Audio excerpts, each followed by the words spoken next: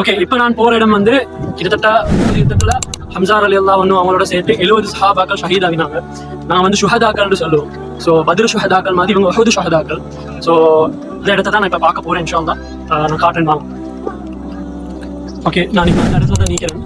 So உங்களுக்கு நான் காட்டுறேன். இன்ஷா அல்லாஹ் பாருங்கள், இருக்குது உங்களுக்கு இதில் விளங்கும். இதுதான் ஹம்சா ரலியல்லாஹு அன்ஹு அவங்களோட ஜியாரத்.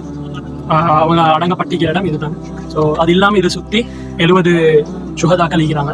ஸோ அதனால் இந்த இடத்த அப்படியே ஃபுல்லாக கட்டி மூடி வச்சுக்கிறாங்க, யாருக்கும் போகல.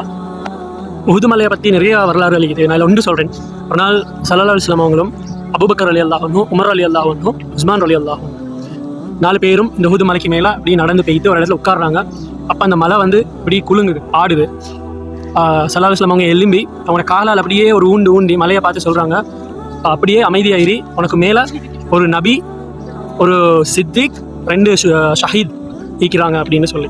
அந்த இடத்துல வந்து உமர் ரலியல்லாஹு அன்ஹு, உஸ்மான் ரலியல்லாஹு அன்ஹு 2 பேருமே ஷஹீதாக்கி தான் மௌத்தாவினாங்க. அவங்கள கொலை செய்யப்பட்டு தான் அவங்க மௌத்தாவினாங்க. அப்போ ஸல்லல்லாஹு அலைஹி வஸல்லம் அவங்க முன்னாடியே அதை வந்து சொல்லிட்டாங்க. அந்த இடத்துல அவங்க 2 பேரும் சரியான சந்தோஷப்பட்டாங்க அதை கேட்டு. அதே மாதிரி சித்திக்ன்றது வந்து வேறு யாரும் இல்லை, எங்களோட அபூபக்கர் ரலியல்லாஹு அன்ஹு, இந்த நபி வந்து ஸல்லல்லாஹு அலைஹி வஸல்லம். அதோட அந்த உஹது மலை வந்து அப்படியே அமைதியாக இருந்துச்சு.